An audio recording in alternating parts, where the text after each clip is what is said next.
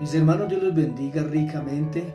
Eh, Doy gracias a Dios de volver a estar con ustedes en esta hora para compartir con ustedes otro tiempo de la palabra del Señor. Espero estén bien, espero haya habido alimento en su mesa, hayan podido orar, hayan podido descansar. Pero ahora quiero que nos concentremos en la palabra. Y antes de la palabra, pues quiero que estemos orando al Señor, que Él tome nuestras mentes, que tome nuestros corazones y que podamos disfrutar y asimilar la palabra del Señor en esta hora. Padre Celestial, te damos gracias por tus misericordias y por tu fidelidad. Tu palabra dice que cada día son nuevas tus misericordias y tu fidelidad cada tarde, cada noche. Muchas gracias, Señor, porque has sido fiel para con nosotros, porque, Señor de la gloria, nos has guardado, Señor. Y porque estás aquí con nosotros en este momento para hablar a nuestro corazón, para bendecir nuestras vidas, para fortalecernos, para guiarnos, Señor. Yo te doy gracias por tu cuidado, por tu pastoreo, en el nombre de Jesús. Amén y amén. El texto que quiero que veamos en esta hora se encuentra en el Evangelio de Marcos, el capítulo 15, versículo 16 al 20. Entonces los soldados le llevaron dentro del atrio, esto es, al pretorio, y convocaron a toda la compañía, y le vistieron de púrpura, y poniéndole una corona tejida de espinas, comenzaron luego a saludarle, salve rey de los judíos, y le golpeaban en la cabeza con una caña, y le escupían, y después, y puestos de rodillas, le hacían reverencias.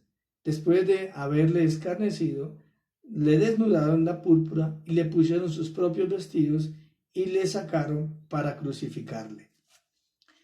Mis hermanos, yo quisiera hacer un corto relato de lo que era la crucifixión en los tiempos de Jesús.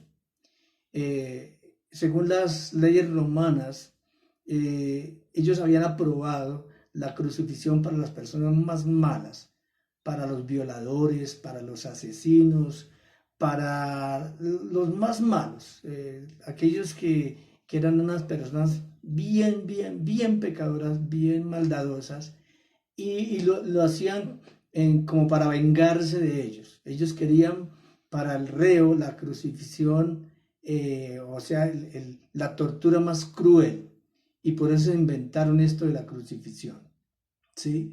Entonces, allí se reunían en días específicos y toda la gente estaba ahí para burlarse del preso, del que iban a asesinar, para escarnecerle, para hacerle sentir de lo peor.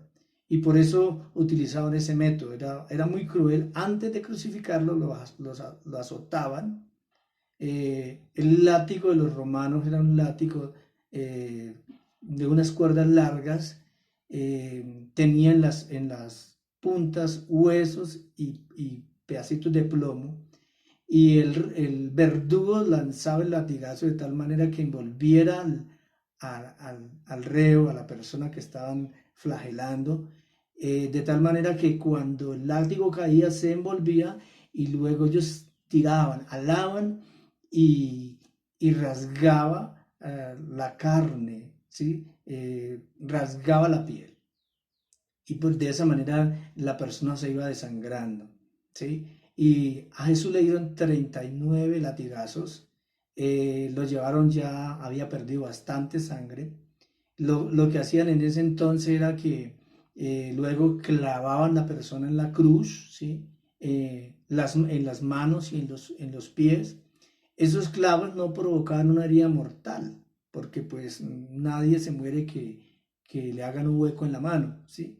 Porque ahí no hay algo que sea, que provoque la muerte, lo mismo en los pies, de tal manera que la muerte de cruz era una muerte muy lenta, mientras tanto las personas pasaban y les injuriaban, los maldecían, ¿sí? Algunos duraban hasta varios días ahí en la cruz, porque ese era el propósito de ellos, que la muerte fuera muy lenta para que sufrieran bastante.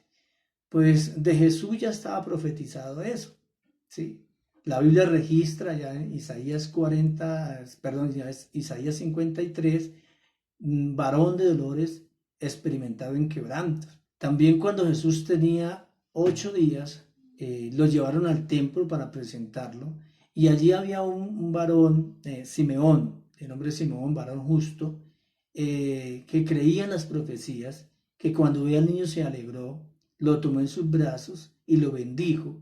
Y dice la palabra que en el libro de Lucas, el capítulo 2, y lo bendijo Simeón y dijo a su madre María: he aquí, este está puesto para caída y para levantamiento de muchos en Israel, y para señal que será contradicha.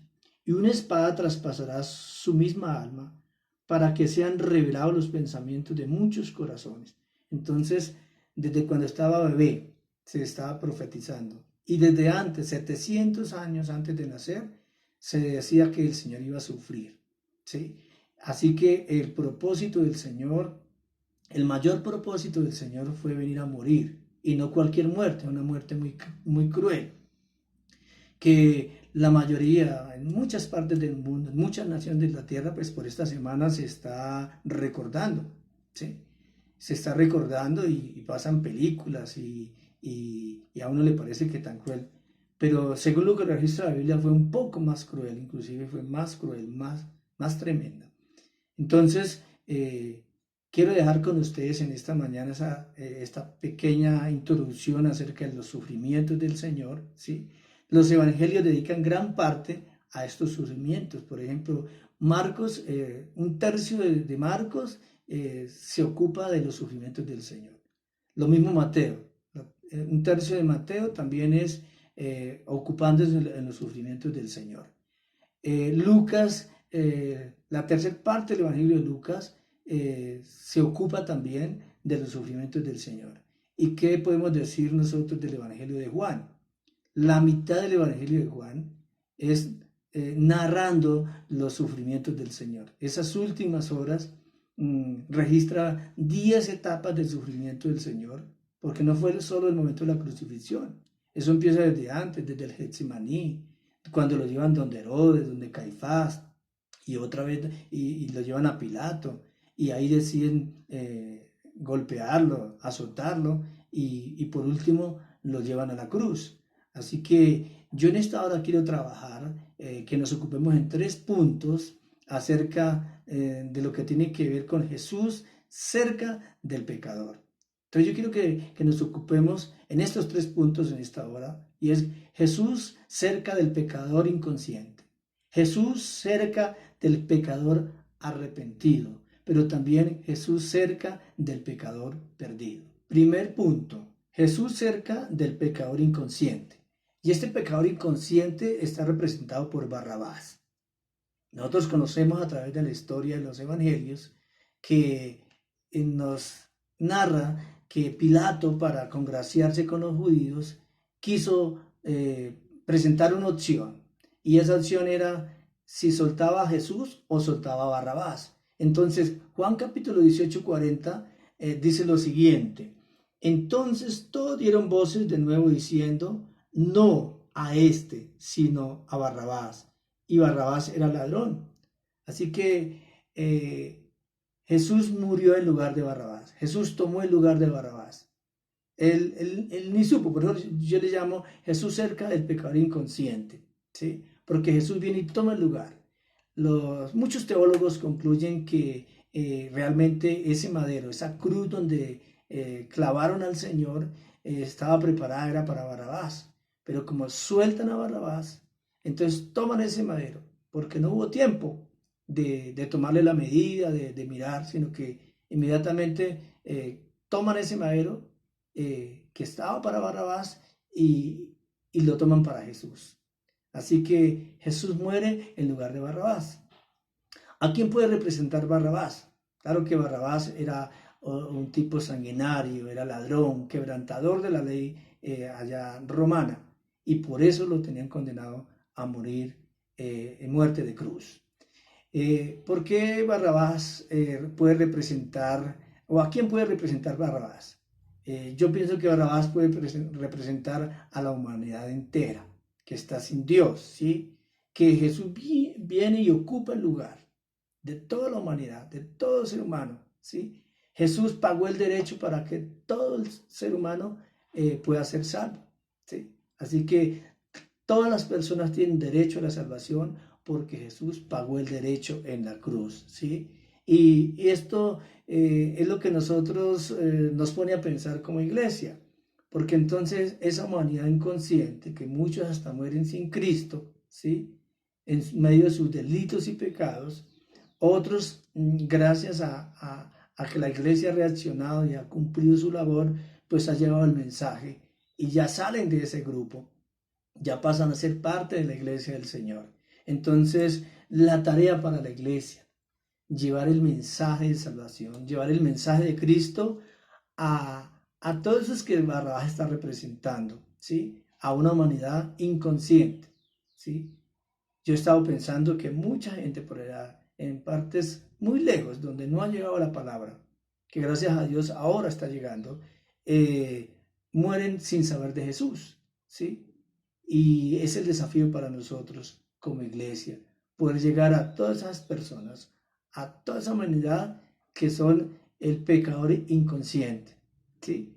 Que ni siquiera saben que alguien tomó el lugar, que ni siquiera saben que están perdidos, ¿sí? De pronto hay en la conciencia, como dice la palabra, que van a ser juzgados por la conciencia.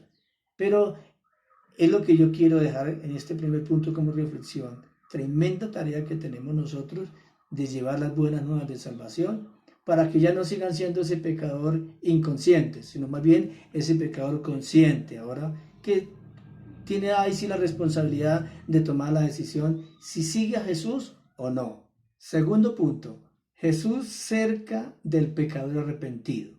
Dice en Lucas 23, 39 al 40, uno de los malhechores que estaba colgado le injuriaba diciendo, si tú eres el Cristo, sálvate a ti mismo y a nosotros. Respondiendo el otro, le reprendió diciendo, ¿ni aún temes tú a Dios estando en la misma condenación?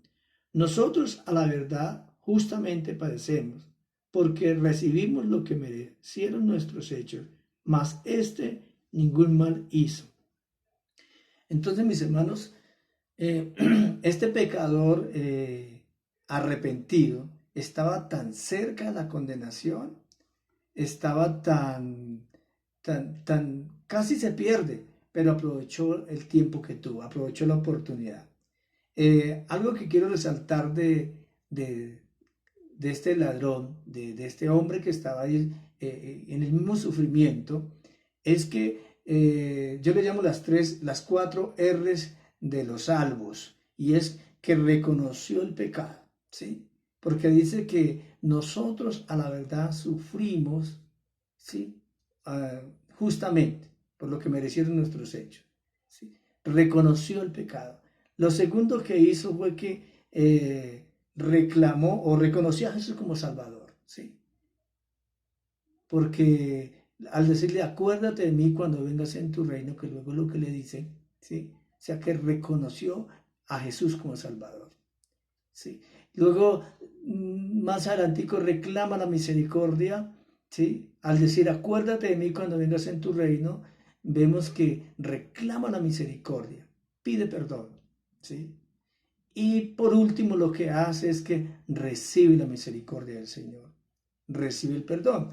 Yo he dicho que este pecador arrepentido pues representa a la iglesia, porque nosotros todos somos esos pecadores que nos hemos arrepentido y que ahora luchamos por permanecer en santidad, queremos seguir a Jesús, queremos serle fieles. Nuestra petición número 1 es, Señor, ayúdame a serte fiel.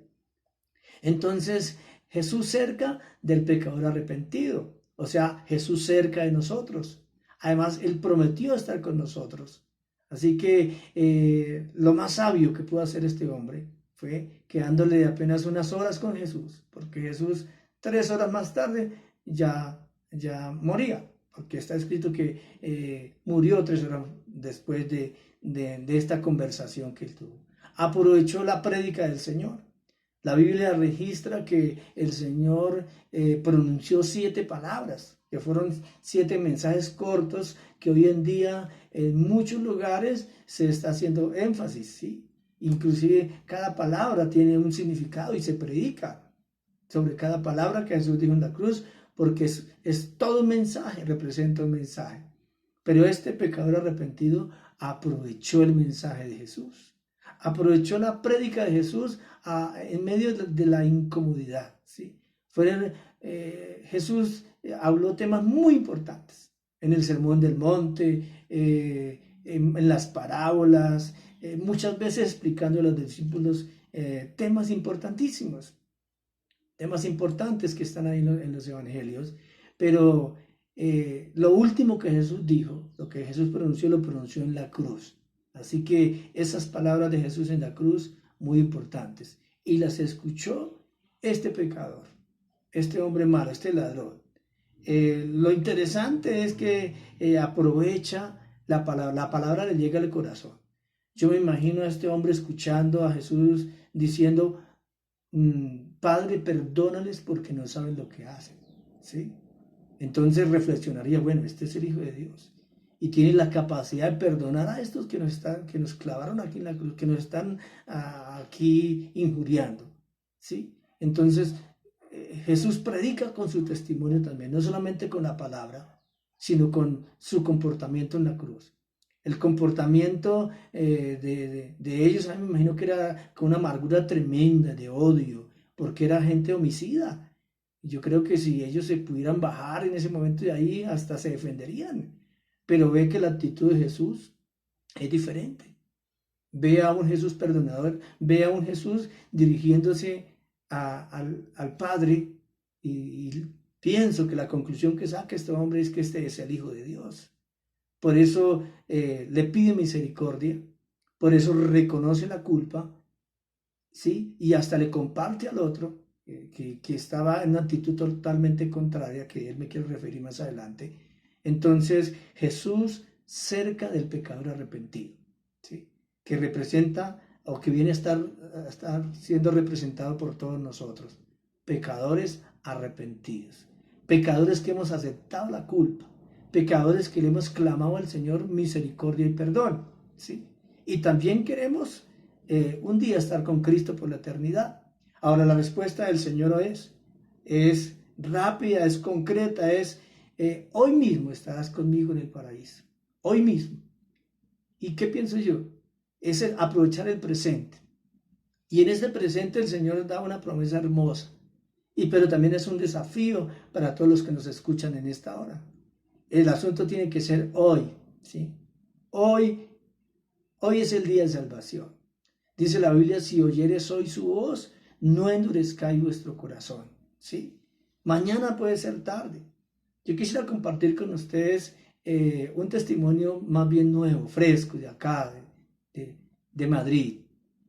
El año pasado, finalizando el año, tuve la oportunidad de compartir con un vecino, con un amigo. Alguien me convidó, me invitó a que le hablara de Jesús, porque tenía varias complicaciones, ¿sí? Problema de visión, prácticamente ciego, un problema de cáncer ahí en el estómago, creo, y estaba en una situación de salud tremenda. Sin embargo, yo le compartí de Jesús y recibió a Jesús en el corazón. Me acuerdo que le enseñé cómo orar y utilicé el Padre Nuestro para enseñarle cómo orar, que empezó dándole gracias a Dios y así paso a paso. Y lo visité después, como 15 días después. En estos días pasados, pues agravó. Y en todo este ambiente que estamos viviendo, pues lo seguían cuidando, que no, nadie fuera a ir allá de pronto a transmitirle de esta pandemia que se está sufriendo el mundo. Pero la semana pasada murió de un ataque al corazón, ¿sí? Esta misma semana. Entonces, ni fue el cáncer, ni fueron las otras complicaciones, ni siquiera la pandemia que estamos viviendo, sino fue un infarto, ¿sí? Es por eso que nosotros debemos reflexionar, ¿sí? Todos estamos cuidándonos, todos estamos tratando de estar físicamente bien, guardando las recomendaciones, bueno, haciendo lo posible, porque el ser humano hace lo posible por estar con vida y por estar con salud. Pero nadie sabe el día ni la hora, ¿sí? Aunque el miedo que tenemos es a esta pandemia, podemos morir de cualquier cosa, ¿sí? Podemos morir en cualquier situación, en un accidente. Dice el Salmo, sepa yo cuán frágil soy y cuál sea la medida de mis días. Así que mis hermanos, yo pienso que esta palabra hoy mismo nos debe hacer reflexionar. Y yo creo que es hoy mismo debo arrepentirme. Hoy mismo debo aprovechar la palabra del Señor. Este hombre aprovechó el mensaje de Cristo en la cruz. Este hombre aceptó su culpa y este hombre pidió misericordia. Así que yo declaro que mucha gente en este día, a través de muchas predicas, de muchos siervos y siervas del Señor, su corazón va a recibir a Jesús. Van a recibir a Jesús y van a disfrutar de ese Jesús cerca del pecador arrepentido. Tercer punto, Jesús cerca del pecador perdido. Bueno, pues para hablar acerca de este tercer punto, yo voy a utilizar el versículo 39 que acabamos de leer. Uno de los malhechores que estaba colgado le injuriaba diciendo, si tú eres el Cristo, sálvate a ti mismo y a nosotros. Entonces, él representa, ¿a quién representa este pecador perdido? Pues a uno que ha escuchado la palabra como el otro, que escuchó las mismas palabras del Señor Jesús en la cruz, ¿sí?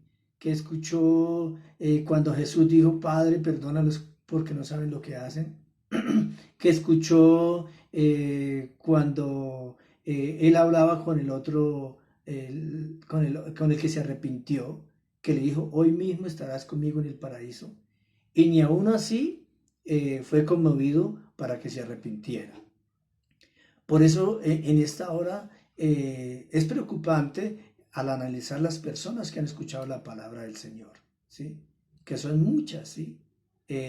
Muchos amigos que han estado en diferentes reuniones con nosotros, que han estado en funerales donde se predica la palabra del Señor, que han estado en ceremonias de matrimonio donde se predica, en diferentes eventos, en eventos especiales, en días del amigo, ¿sí? Y que han estado con nosotros y que conocen la Biblia, se saben versículos, bueno, conocen bastante, saben que el Señor Jesús es el Salvador, hasta han hecho la oración de fe, pero que se han endurecido. Entonces, esa es nuestra preocupación también en esta hora.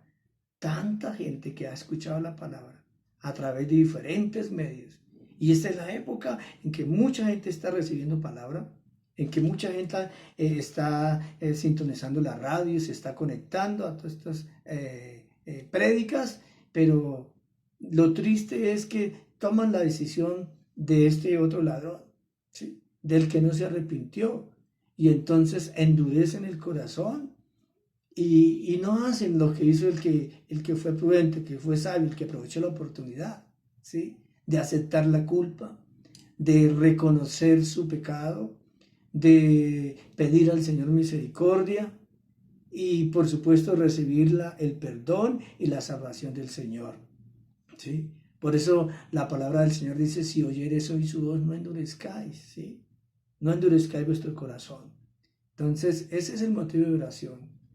Nuestra recomendación, inclusive como saben orar, es que le pidan al Señor que les provoque un arrepentimiento, que Dios mismo provoque un arrepentimiento en sus corazones, ¿sí? Hablo a la persona que ha escuchado mucho la palabra, que inclusive la lee de vez en cuando, pero que endurece y aunque es consciente de su situación, aunque es consciente y que ha escuchado predicas tremendas, ¿sí?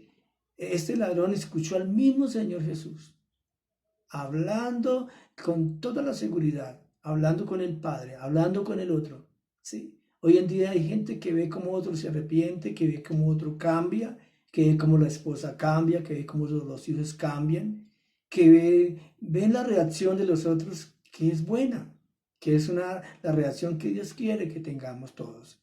Y es la reacción correcta delante de la palabra del Señor. Y tienen cambios. Y aún así tristemente no cambian.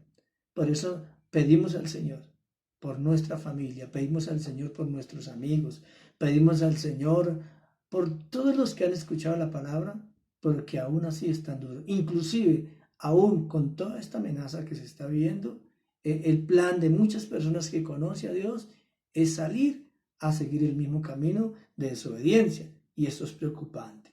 Por eso, yo más bien lo invito en esta hora a que haga una oración conmigo y de arrepentimiento y le pida perdón al Señor y le diga al Señor que transforme su corazón, que lo renueve, que lo cambie, que lo haga otra persona.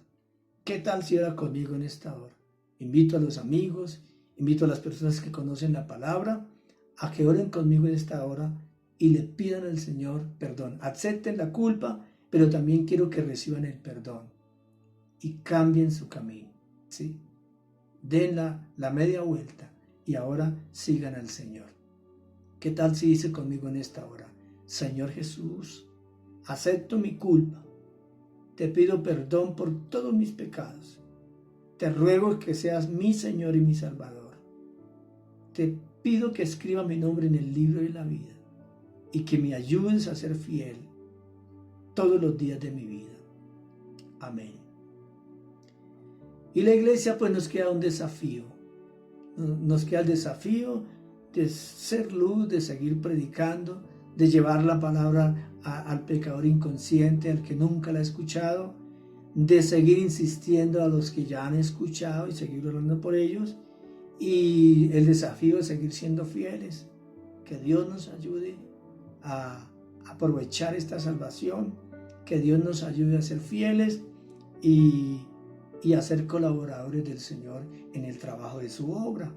Entonces, yo quiero, antes de terminar este tiempo, que oremos por varias cosas en esta hora. Que oremos por provisión, que oremos por salud, que oremos que el Señor abra puertas y que venga un avivamiento sobre la iglesia del Señor, sobre las naciones de la tierra, sobre las ciudades donde estamos, que venga un crecimiento, que venga el avivamiento que hemos estado pidiendo, un Pentecostés glorioso. Vamos a orar todos juntos en esta hora, pidiendo al Señor que tenga misericordia, que venga la unción del Espíritu Santo sobre la iglesia y que se sucedan milagros, sanidades. La Biblia dice, pero recibiréis poder cuando haya venido sobre vosotros el Espíritu Santo. Vamos a orar por un avivamiento y que el Señor se glorifique en todos nosotros. Padre Celestial, en el nombre de Jesús, yo te ruego por un avivamiento, Señor. Yo te ruego, Señor amado, que tú obres de manera poderosa, que envíe al Espíritu Santo, que envíe tu poder glorioso, Señor, sobre tu iglesia y que con todo de nuevo podamos predicar la palabra tuya, Señor, llevar el mensaje de salvación a los perdidos, predicar del amor de Jesús, predicar a Jesús donde quiera que podamos, Señor amado. Yo te ruego, Señor, que nos respalde con tu poder glorioso. Señor amado, también oro para que haya provisión allá en cada hogar, Señor. Allá en cada lugar donde hay necesidad, te ruego, Señor, que venga la provisión, que abra puertas, que toques corazones y que haya, Señor, alimento en las casas, Señor. Y que tú te glorifiques, Señor amado, en el nombre de Jesús. Oro por salud también, para que las personas que han estado, Señor, enfermas esta semana, Señor, cualquiera sea su enfermedad, Señor, en el nombre de Jesús, consignamos la salud en la distancia. Yo te ruego en este instante que extiendas tu mano de sanidad y que se levanten los enfermos en el nombre de Jesús, se levanten en salud y te glorifiquen y te den las gracias, Señor. Señor, gracias porque tú eres el que abre puertas, Señor. Yo oro también para que puertas sean abiertas, Señor, puertas inclusive de empleo, Señor. Hay gente que está preocupada porque está desempleada, Señor. Yo te ruego que en medio de todo esto, Señor, tú abras puertas de nuevos empleos, Señor, para tu iglesia, para los fieles de la tierra, Señor. Muchas gracias, Señor, por este momento, por tu presencia. Muchas gracias por tu palabra. Señor, quedamos en tus preciosas manos, en el nombre de Jesús. Amén. Mis hermanos, pues damos gracias al Señor por este tiempo en el que pudimos compartir. Mi deseo, mi oración es que la paz de Dios esté ahí en sus casas, de que podamos estar orando y firmes ahí como viendo al invisible. Bendiciones a todos mis hermanos en esta hora. Somos Cruzada Cristiana. Encuéntrenos en Facebook, Instagram y YouTube como @Iglesia Cruzada Cristiana Madrid. Abrimos las puertas para que exaltes a Dios.